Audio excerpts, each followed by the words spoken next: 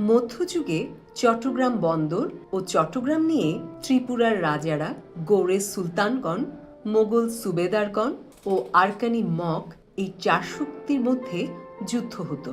Portuguese জলদস্যুরা মগদের সহায়ক শক্তি হিসেবে কাজ করত। পর্তুগিজরা মগদের সহায়তায় পুরো চট্টগ্রামে লুটতরাজ চালাত।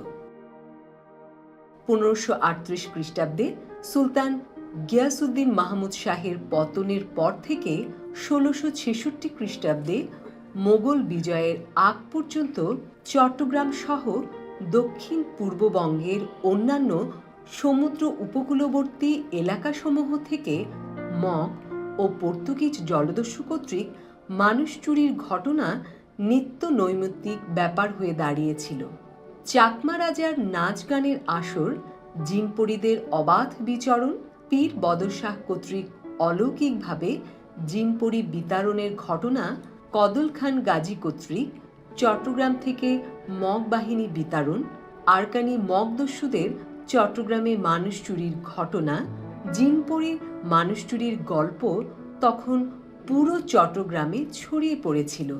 তাছাড়া আধুনিক কোর্ট হিল সেই সময় জঙ্গলাকীর্ণ ও দুর্গম ছিল বিধায় পর্তুগিজ জলদস্যু ও আরাকানি মগ দস্যুদের নিরাপদ আশ্রয় কেন্দ্রে পরিণত হয়।